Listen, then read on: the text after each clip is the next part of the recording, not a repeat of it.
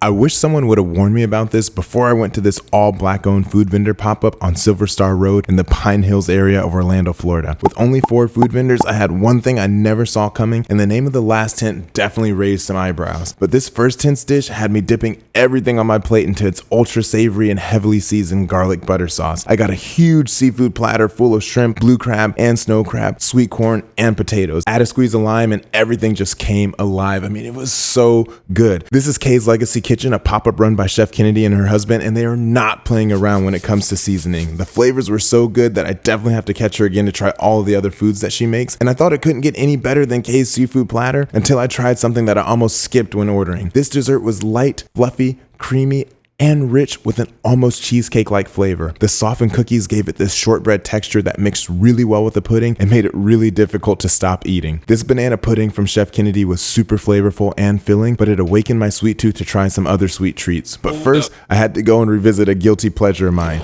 And now when you look at this, you might not be convinced that these ingredients belong together because you've got pickled eggs, pickled jalapenos, pickled sausage, and cheddar and sour cream ruffles. And it might sound a little crazy, but somehow it all works. This is the famous Florida Spicy Bowl, and the seasoning packs a ton of flavor. The spice builds without ever taking over, and every bite gives you something different. The crunch from the chips, the tang and the acidity from the pickled foods, and the richness from the sauce and everything else comes together extremely well. You can always count on Quay's Spicy Bowls because they're going to hit every time. After that, I figured that I should end with a couple of sweet treats from the third tent of the event, and they really changed my opinion. I've never really been a fan of candy coated fruit, but these candied grapes and plums pleasantly surprised me. The candy shell had this really satisfying crunch, while the fruit stayed juicy and naturally sweet underneath. Even better, the candy coating never became overpowering. It actually really complemented the fruit instead of covering up and gave it this great textural contrast. Kia's Candyland makes some of the best candied fruits that I've ever had, and after all that food and dessert, there was only one thing left to do, and that was to cool off and wash it all down with a nice watermelon drink from the last tent, Slut Cheese.